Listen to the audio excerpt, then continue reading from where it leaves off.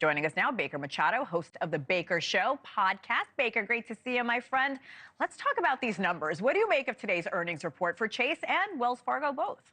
Yeah, good to see you, Hannah. Yeah, all three, let's add Wells Fargo and Citibank to this as well. All three of the banks down significantly today in trading. JPMorgan and Wells Fargo posting revenue drops in the last quarter, as you sort of mentioned there. Wells Fargo actually fell 6% today. A lot of this has to do with interest rates where they're at right now at the Fed, and we'll get to that in a little bit.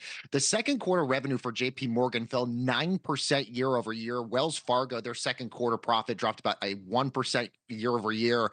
We should note Citibank, though, did have some good numbers in their report, but that was really due to some restructuring within the company. But Hannah, one of the biggest things I noticed in the earnings report for all three banks, credit card loans are rising faster than spending at all three banks. That's really a big sign, Hannah, that most Americans right now carried over more balances month to month than they had in the last few months. Let's focus on Wells Fargo, Baker. They brought in nearly $5 billion. That's in the second quarter, but net interest income was down 9%. That's the difference between what the company earned on loans and what it paid out. Now, talking about their stock, that's down more than 6%.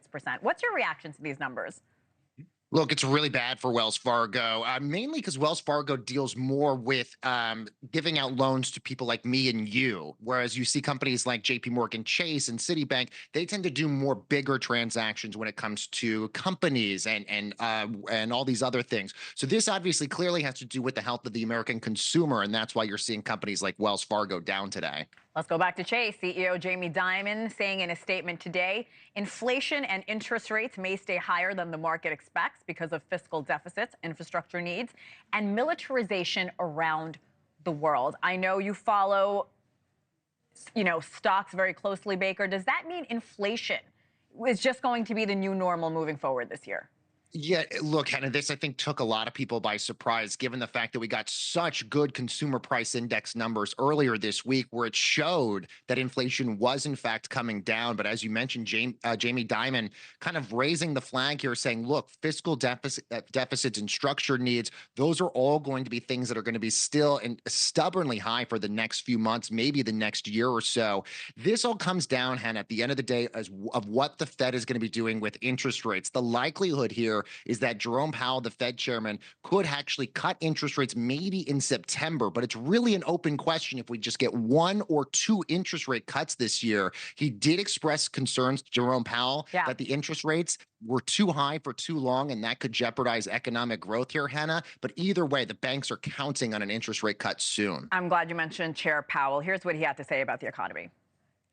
We remain committed to bringing inflation back down to our 2% goal and to keeping longer-term inflation expectations well anchored.